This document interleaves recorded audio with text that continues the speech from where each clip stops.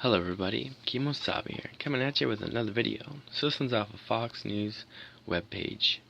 A write-up published on the 1st of December and updated on the 2nd of December. Also, the Associated Press contributed to this report with the topic of George H.W. Bush, 41st President of the United States, dead at 94. Former President George H.W. Bush, who spent a lifetime in public service and as the nation's leader scored a decisive victory over Saddam Hussein, but battled a faltering economy, died Friday at age 94.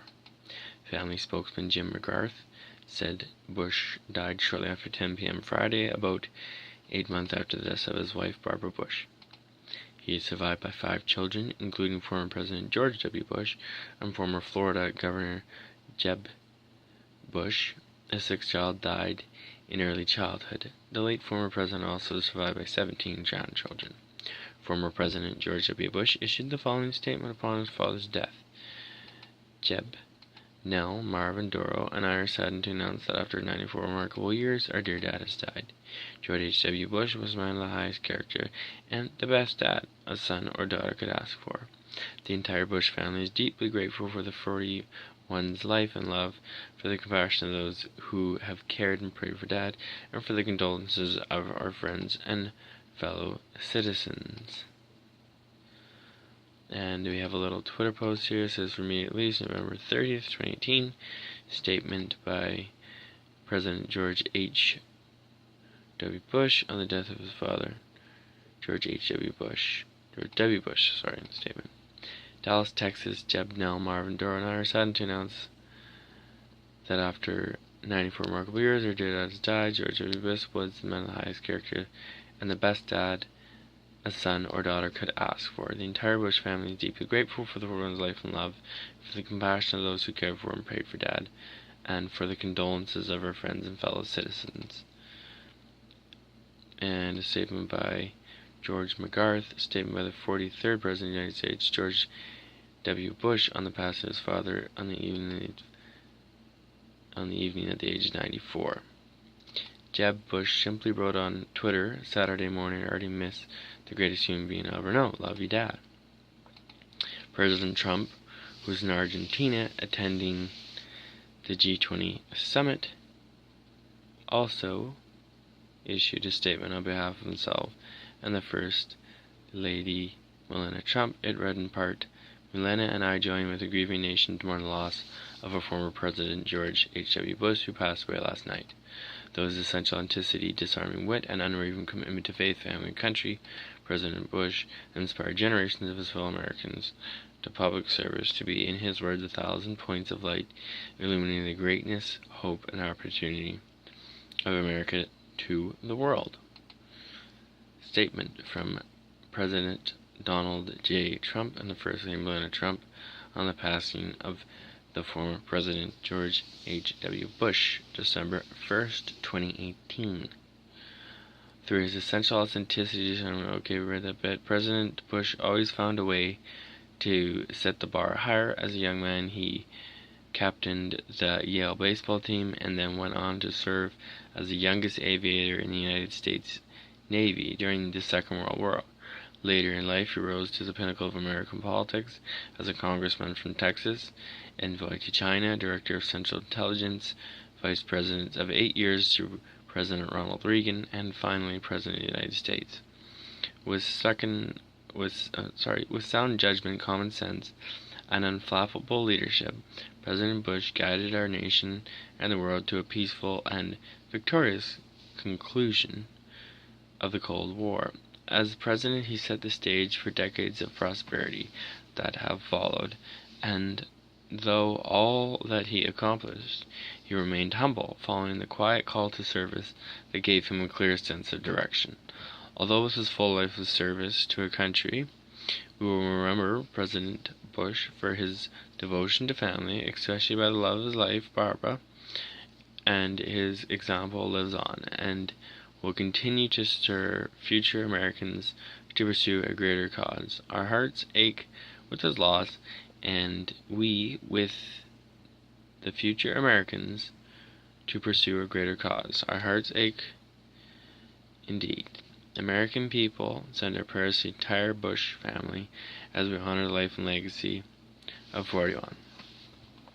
George H.W. Bush was known for his gentlemanly demeanor, dedication to traditional American values, willingness to take on foreign despots like Iraq's Hussein and Panama's Manuel Noriega, and presiding over the breakup of the Soviet Union. In childhood, he was nicknamed Half-Half for his generosity in offering other youngsters half of whatever he had. After leaving office, he was often referred to as 41, shorthand for his status as America's 41st president, and to distinguish him from his son and fellow president George W., who was known as 43. George Herbert Walker Bush was born June 12, 1924, in Milton, Mass., the son of Dorothy Walker Bush and Prescott Bush, a banker who later became a Republican senator from Connecticut.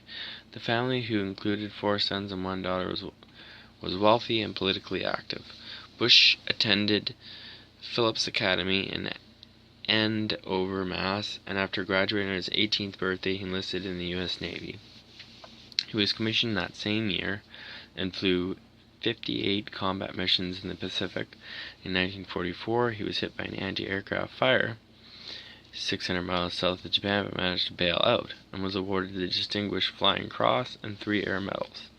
On January 6, 1945, the 20-year-old Bush married 19-year-old Barbara Price of Rye, New York, whom he had met at a Christmas party 3 years earlier. They had 4 sons, George, Deb, Nell, and Marvin, and 2 daughters, Robin and Dorothy. Robin died of leukemia at age 3. Following World War II, he enrolled at Yale University, where his first son, George W., was born. Bush graduated Phi Beta Kappa with a degree in economics and was captain of the varsity baseball team. He and Barbara then moved to Texas, where he worked in the oil business and was elected to 2 terms in the U.S. House of Representatives.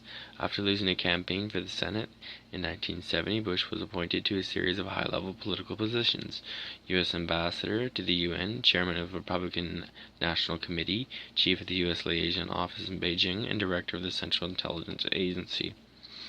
In 1980, he was elected to the first of 2 terms as Ronald Reagan's vice president, and in 1988 was nominated by the Republicans to carry the party's banner with Sen Dan Quayle of Indiana as his running mate in that year's presidential election. This is America, a brilliant diversity spread like stars, like 1,000 points of light in a broad and peaceful sky, he said in his convention and acceptance speech. And the 1,000 points of light phrase came to be associated with his administration. As at his January 20th, 1989 inauguration, following his defeat of Democrat Michael Dukakis, Bush declared, "A new breeze is blowing, and a world refreshed by freedom seems reborn. The totalitarian era is passing." And in fact, the world did dramatically change with the end of the Cold War and the breakup of the Soviet Empire and the fall of the Berlin Wall. But Bush faced new international challenges as well. In 1989, he sent American troops to Panama to depose that country's leader, Gen Manuel Noriega, who was returned to the U.S. to stand trial as a drug trafficker. In 1990, he put together a 30-nation coalition to oppose Iraq's invasion of Kuwait, and in early 1991 launched Operation Desert Storm, a 100-hour land battle that routed the Iraq army. But Bush, who once famously said, "Read my lips, no new taxes," was faced with economic discontent at home. Trying to reduce the deficit, he signed a bill to raise taxes, and also had to deal with failing savings and loans. On the judicial front, he made 2 Supreme Court appointments, David Souter in 1990 and Clarence Thomas in 1991. Although occasionally criticized for his lack of eloquence, such as referring to a focus on the larger picture as the vision thing, Bush's comments also could be endearingly frank. Referring to his dislike for a particular vegetable, he once said, "I do not like broccoli, and I haven't liked it since I was a little kid, and my mother made me eat it. I'm never president of the United States, and I'm not going to eat any more broccoli." Following his defeat by Bill Clinton in the 1992 election, George and Barbara Bush moved to Houston, where he had long maintained a hotel room as his legal address. They also spent time in Kennebunkport, Maine, where the Bush family has long had a waterside home. He made appearances on behalf of his son, George W. Bush, during his administration, and in 2005 joined forces with Bill Clinton, the man who defeated him, to help those devastated by Hurricane Katrina and by the Asian tsunami. "Because you run against each other, that doesn't mean you're enemies," Bush said at the time, summing up his political philosophy. Politics doesn't have to be uncivil and nasty. Active until his last years, when his health confined him to a wheelchair, Bush celebrated his 90th birthday jumping out of a helicopter. More recently, Bush joined the 4 other living ex-presidents in the fall of 2017 for a concert in Texas to benefit victims of the Hurricane Harvey, Irma, and Marina. Hopefully you enjoy the write-up, everybody. Kemo, Sabi. It'd be great if you leave me with some comments, and awesome if you subscribe. I'll see you in the next one. Thanks.